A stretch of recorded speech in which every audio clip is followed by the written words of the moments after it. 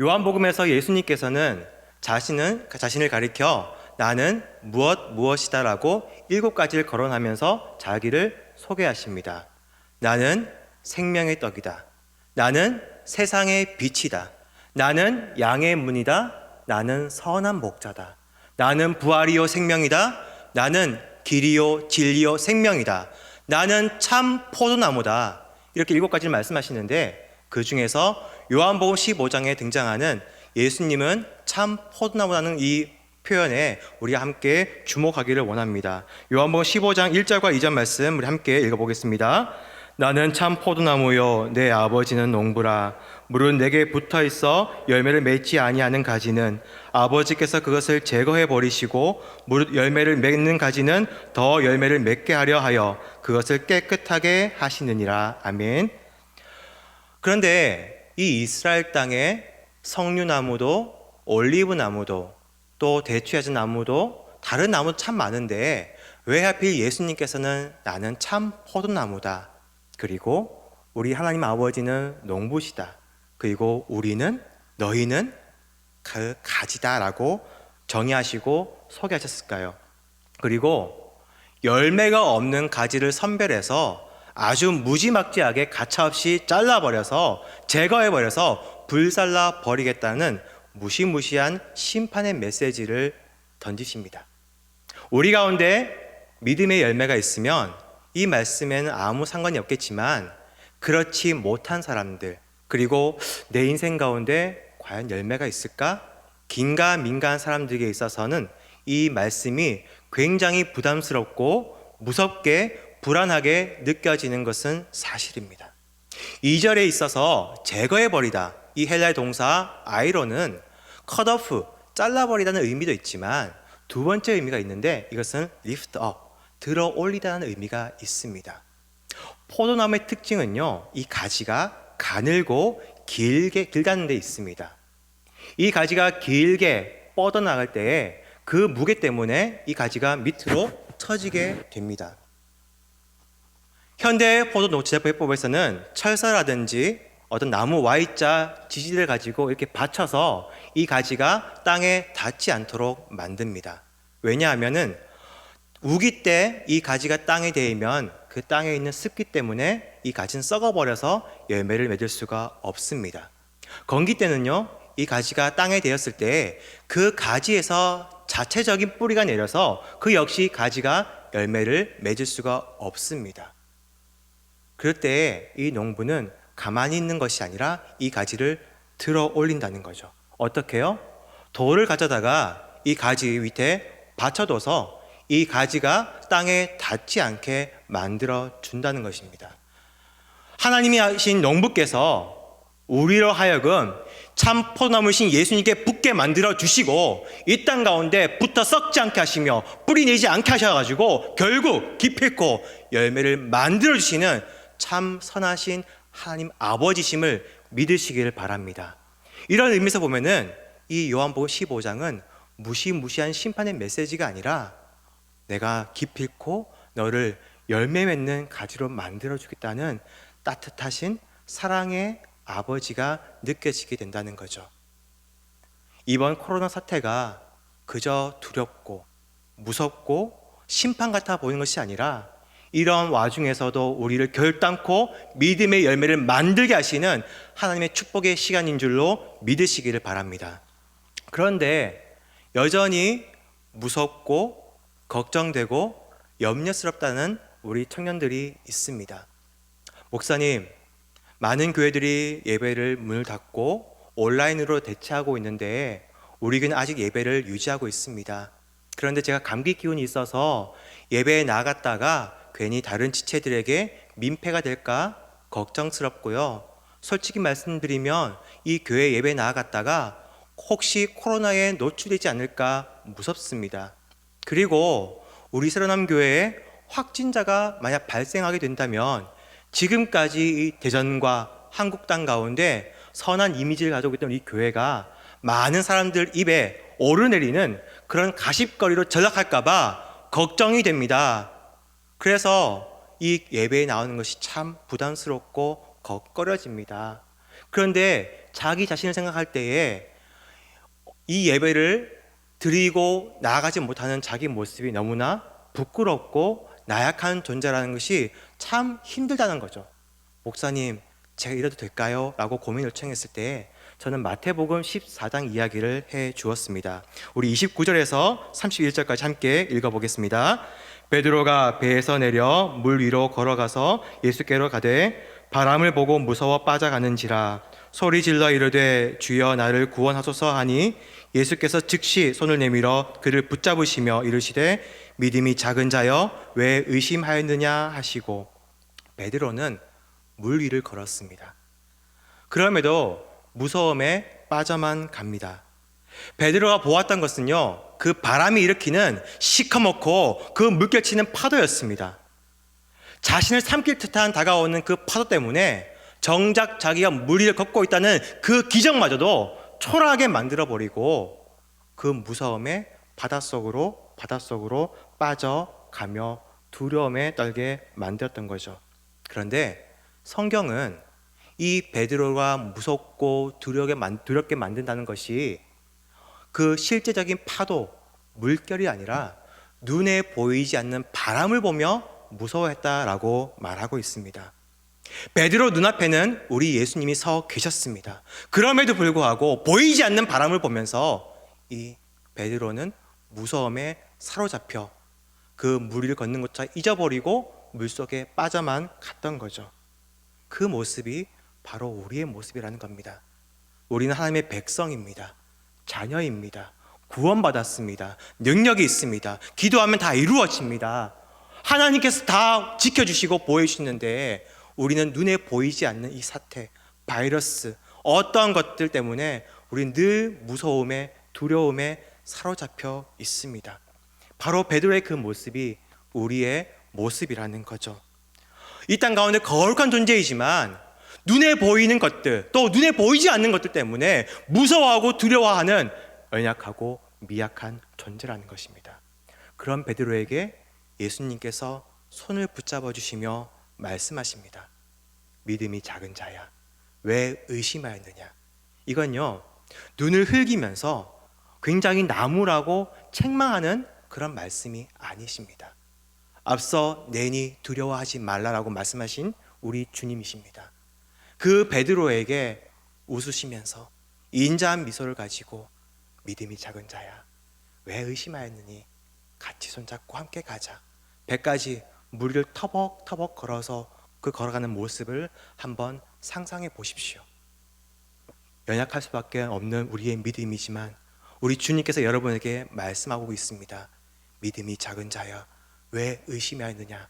함께 손잡고 가자 라고 말씀하십니다. 불안해하고 두려워하고 있는 우리 모든 성도들에게 다시 한번 우리 주님의 위로와 격려가 있기를 간절히 소망합니다. 아주 오래전이었습니다. KBS라는 방송국에서 스펀지라는 프로그램이 있었는데 거기서 소개되었던 내용입니다. 동물들 가운데 돼지가 있는데 이 돼지는 하늘을 볼 수가 없습니다.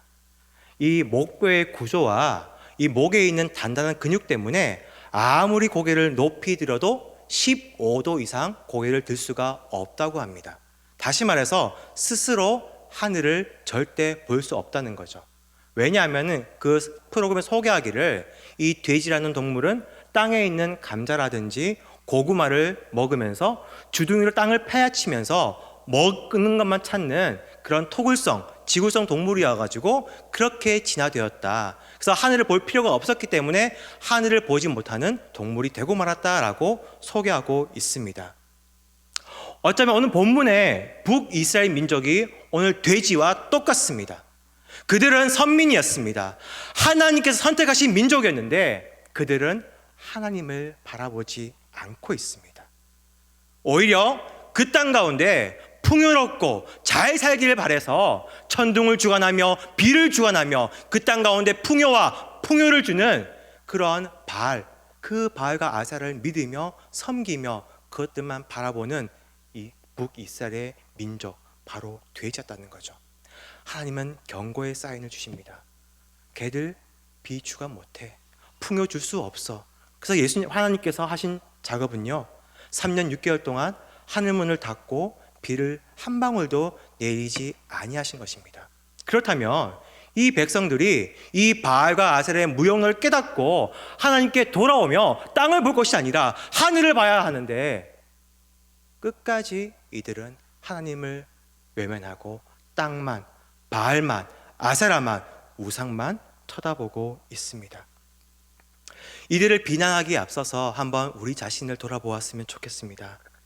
과연 이들에게 돌을 던질 만한 자격이 있습니까? 그럴 만한 믿음의 모습이 있는지요? 눈을 들어서 세상을 바라본 것이 아니라 나는 오직 하나님만 바라보았노라 자신 있게 선포하실 분이 있으십니까? 우리 또한 세상을 바라보았고, 인간을 바라보았고, 돈을 바라보았고, 명예를 바라보았고, 형통과 성공을 바라보았던 그런 모습들이 많지 않습니까? 창세기 13장에 보면은 아브라함과 그의 조카 롯이 등장합니다. 이들은 소와 양을 기르는 목축업을 하고 있습니다. 그런데 그 땅 가운데 물, 풀, 여러 가지 삶의 조건들이 너무나 부족하여서 결국 이 두 집단이 충돌하기에 이릅니다. 그래서 아브라함이 먼저 조카 롯에게 제안합니다. 조카야, 우리가 함께 할 수가 없구나. 우리가 이제 이별을 하자. 네가 우하면 난 좌하고 네가 좌하면 난 우를 하겠다. 먼저 롯에게 결정권을 준다는 거죠. 먼저 창세기 13장 10절 우리 함께 읽어보겠습니다. 이에 롯이 눈을 들어 요단 지역을 바라본즉 소알까지 온 땅에 물이 넉넉하니 여호와께서 소돔과 고모라를 멸하시기 전이었으므로 여호와의 동산 같고 애굽 땅과 같았더라. 롯은 눈을 들었습니다. 인간적인 기준으로, 세상적인 기준으로 사람들이 많고 물이 많고 돈이 많고 환경이 좋은 그 요단 지역 소알 지방을 택해서 떠나갔습니다. 그 직후에 하나님께서 등장하셔서 아브라함에게 말씀하십니다. 우리 14절 15절 함께 읽습니다. 롯이 아브라함을 떠난 후에 여호와께서 아브라함에게 이르시되 너는 눈을 들어 너 있는 곳에서 북쪽과 남쪽 그리고 동쪽과 서쪽을 바라보라. 보이는 땅을 내가 너와 내 자손에게 주리니 영원히 이르리라. 아브라함아, 네가 동서남북 종과 횡으로 한번 두루 다녀라. 그 밟는 모든 땅을 너에게 또 네 자손에게 영원히 주겠다. 아주 파격적인 축복의 말씀을 해주고 있습니다. 너무나 좋습니다. 그런데 그에 따른 아브라함의 반응이 다소 독특합니다. 우리 18절 말씀 함께 읽습니다. 이에 아브라함이 장막을 옮겨 헤브론에 있는 마므레 상수리 숲으로 이르러 거주하며 거기서 여호와를 위하여 제단을 쌓았더라. 동서남북 두루두루 다니면서 많은 땅을 밟는 것이 아니라 헤브론으로 직행해 버립니다. 헤브론의 해발 고도가 얼마인지 아십니까? 약 900m에 육박합니다. 감이 잘 안 오시죠? 우리 계룡산의 가장 높은 봉우리가 천왕봉인데 그 천왕봉의 높이가 해발 847m입니다. 그 꼭대기보다 더 높은 곳이 헤브론입니다. 아브라함은 지금 땅이 중요한 것이 아닙니다. 높은 곳으로 하나님 가까이 나아가는 것이 그의 첫 번째 소망이었고 그렇게 움직였습니다. 그리고 이 성경은요, 인류의 역사를 말하고 있습니다. 우리가 세계사에 배웠던 유명한 인물도 이 성경책에는 기록되어 있지 않습니다. 예수님께서 고쳤던 중풍병자, 소경, 벙어리, 그 수많은 사람들의 이름도 기록되어 있지 않습니다. 그런데 이상하게도 이 창세기 본문에 보면은 이름도 없는 상수리 수풀의 이름 마므레가 기록되어 있습니다. 의미가 있기 때문에 그렇습니다. 아브라함은 헤브론으로 갔습니다. 높은 곳으로 하나님 가까이 나아갔지요. 헤브론의 뜻이 뭔지 아십니까? 만남입니다. 마므레의 뜻이 뭔지 아십니까? 뜨거운입니다. 다시 말해서 이 아브라함은 눈을 들었습니다. 롯과 달리 인간적인 기준, 세상의 기준이 아니라 하나님 가까이, 하나님과 만나는 곳으로, 그것도 뜨겁게 만나며 제단을 쌓고 예배를 살아가는 그 선택을 했던 것입니다. 세상으로 떠나갔던 롯은요, 어떻게 되었을까요? 승승장구하는 것 같아 보였습니다. 하지만 소돔과 고모라가 멸망할 때를 기점으로 그 롯의 인생의 후반부는 너무나 비참했습니다. 유황불로 소돔과 고모라가 멸망당하고 있을 때에 이 롯의 가족은 탈출하고 있었습니다. 그런데 그 아내는 아쉬움에 뒤를 돌아보다가 소금 기둥이 되어버렸고, 롯은 아무런 목적도 상실하고 없는 채 동구석에 틀어박혀서 술에 취해서 그렇게 하루하루 살아갔습니다. 두 딸은 우리에게 아무런 소망이 없다, 술에 취한 아빠에게 들어가 태어나지 말았어야 할, 태동되지 말았어야 할 두 민족 암몬과 모압이 만들어지게 되었습니다. 너무나 비참한 말로였습니다. 반면에 하나님을 선택했고 눈을 들어 하나님 가까이 뜨겁게 만나기로 작정했고 그렇게 순종했던 아브라함은 어떻게 되었습니까? 믿음의 조상이 되었고 복의 근원이 되는 인생을 살았더랬습니다. 부디 우리 또한 이 땅을 살아가면서 눈을 들어서 여러 가지 선택을 해야 할 터인데, 다만 세상의 기준, 인간의 기준이 아니라 오직 하나님께 기준을 두고 하나님 가까이 하나님과 뜨겁게 만나는 그런 축복의 인생을 살아가신 우리 모두가 되기를 주님의 이름으로 축복합니다. 하늘을 보지 못하는 돼지가 하늘을 볼 수 있는 방법이 한 개 있습니다. 뭔지 아십니까? 어떠한 시집의 제목이기도 합니다. 돼지는 넘어져야 하늘을 볼 수 있다. 넘어져야 합니다. 뒤집혀야 합니다. 넘어지고 뒤집혀야만 이 돼지 눈에 그 새파란 하늘이 들어오게 됩니다.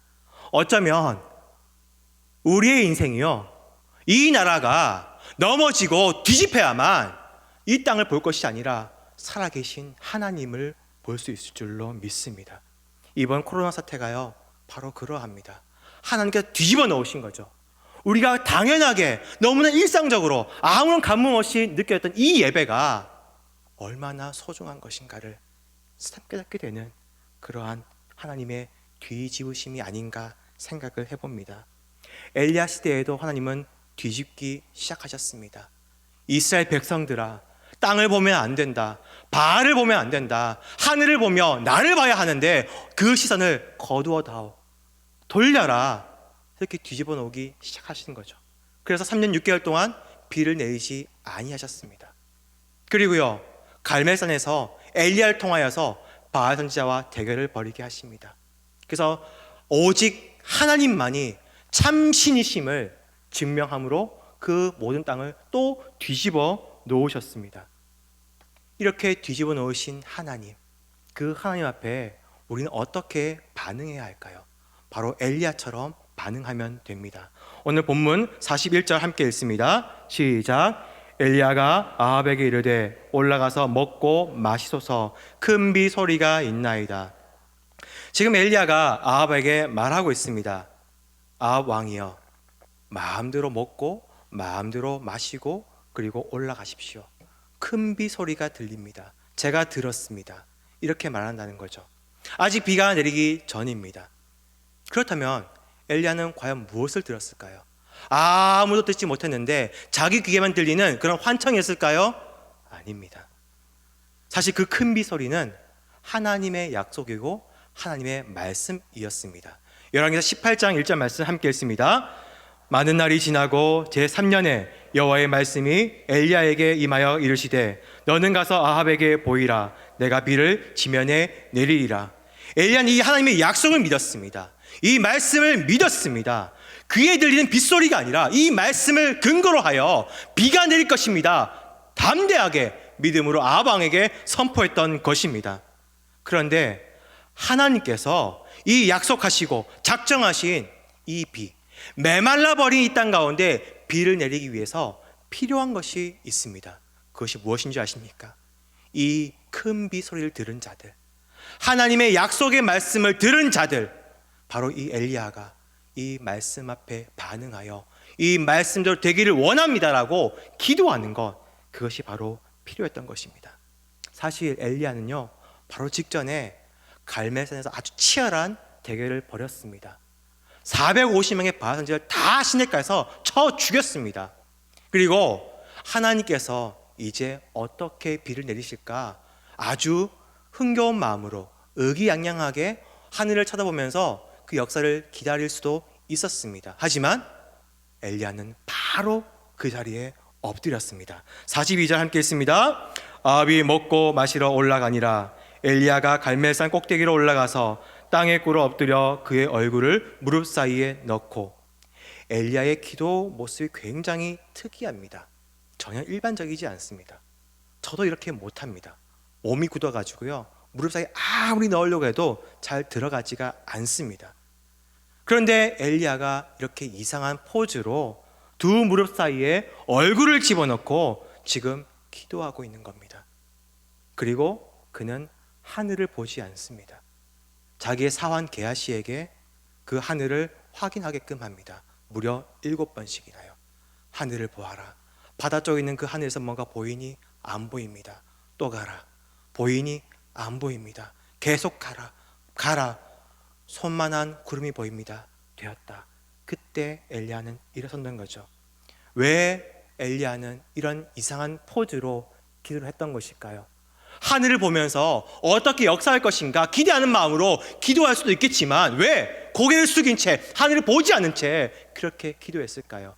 이 기도는 사생결단의 기도였기 때문에 그렇습니다. 하나님, 하늘을 보고 싶습니다. 당신께서 어떻게 역사하실지를 저는 기대하는 마음으로 마음껏 보고 싶습니다.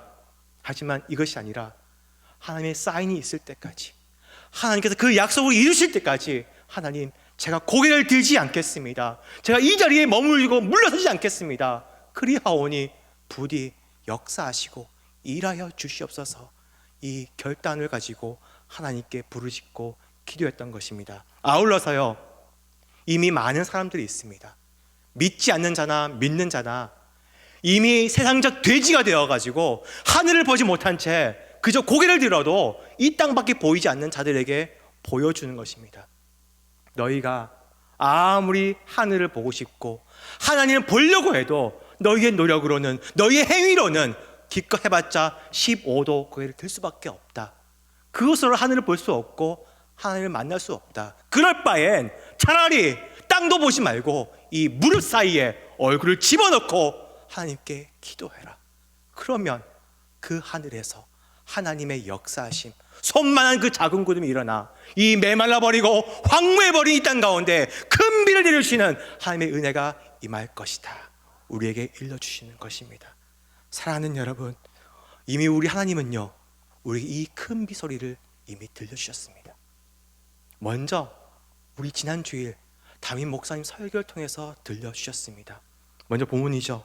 역대하 7장 13절 14절 함께 읽어보겠습니다. 시작. 혹 내가 하늘을 닫고 비를 내리지 아니하거나 혹 메뚜기들에게 토산을 먹게 하거나 혹 전염병이 내 백성 가운데 유행하게 될 때에 내 이름을 일컫는 내 백성이 그들의 악한 길에서 떠나 스스로 낮추고 기도하여 내 얼굴을 찾으면 내가 하늘에서 듣고 그들의 죄를 사하고 그들의 땅을 고칠지라. 아멘. 우리의 땅을 고쳐주시는 그 하나님, 이 약속, 이 큰 비 소리와 같은 이 은혜의 약속 앞에 우리는 엘리야처럼 기도로 나아가기를 소망합니다. 이 땅만 고치면 될까요? 코로나만 없어지고 그냥 정상적으로 예전처럼 돌아오면은 모든 게 회복되어지고 괜찮아질까요? 지금 청년들을 만나기 힘듭니다. 만나기 어려운 시국입니다. 그래서 SNS를 통해서, 전화를 통해서 그들의 근황을 묻고요, 그들의 기도 제목을 듣고 있습니다. 청년들이 말합니다. 목사님, 제가 영업을 하는데요, 현장에 가서 사람들을 만나야 하는데 사람들을 만날 수가 없고, 최근 이 코로나 시작된 이후부터 한 건의 실적도 올리지 못해서 너무나 힘이 듭니다. 카페를 운영하고 있고 식당을 운영하고 있는데 손님이 한 명도 없습니다. 기껏 준비했던 그 식자재들, 재료들 그냥 쓰레기통에 버릴 때 너무 눈물이 납니다.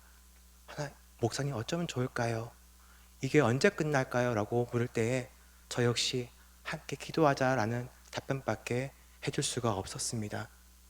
과연 우리 청년들뿐일까요? 우리 성도들 가운데, 우리 직장 가운데 단순한 일시적인 그런 어려움이 아니라요, 생계가 위협받고 내 자신이 아니라 내 아내, 내 자식들, 우리 가정, 지금까지 쌓아왔고 지금까지 만든 그 모든 것이 무너져내리는 그 붕괴의 위험 앞에 어쩔 줄 몰라 하며 근심하고 걱정하는 그들에게는 과연 하나님께서는 어떻게 하실까요? 그들에게도 하나님은 큰 비소리를 들려주셨습니다. 이사야 41장 10절 말씀 함께 읽습니다. 시작. 두려워하지 말라, 내가 너와 함께함이라. 놀라지 말라, 나는 내 하나님이 됨이라. 내가 너를 굳세게 하리라. 참으로 너를 도와주리라. 참으로 나의 의로운 오른손으로 너를 붙들리라. 아멘. 힘들고 어렵고 절망스럽고 희망이 보이지 않으며 빛이 보이지 않는 우리 모든 새로운 성도 여러분, 하나님께서 이미 큰 비소리를 들려주셨습니다. 이 말씀 앞에 반응하여 우리가 기도할 때에 자그마한 구름이 일어나 우리의 메말라버린 삶의 현장 가운데 은혜의 단비를 내려줄 줄로 믿습니다. 모두가 지금 위기라고 말하고 있습니다. 위기다, 위기다, 큰일 났다. 하지만 여러분 명심하십시오. 우리는 땅이 아닌 하늘을 바라보는 자입니다. 세상을 바라보는 자가 아니라 하나님을 바라보는 자입니다. 거룩한 성도에게 있어서 위기는요, 그런 세상의 위기로 끝나는 것이 아니라요, 위기란 위기의 때에 하나님께 올려드리는 기도, 이것의 준말이 되어야 할 줄로 믿습니다. 기도합시다. 무릎 사이에 얼굴을 집어넣고 하나님께서 나를 보살펴 주시고 역사하시고 은혜의 단비를 내릴 때까지 끊임없이 우리가 빈틈없이 기도해서 하나님의 역사가 어떤 것인가를 만찬에 펼칠 수 있는 거룩한 통로가 되기를 소망합니다. 메말라버리는 우리의 심령, 황폐해지는 우리의 삶의 현장 가운데 우리 하나님께 속히 곧 은혜의 단비를 내릴 줄로 믿습니다. 우리 이런 마음을 가지고 함께 찬양하기를 원합니다.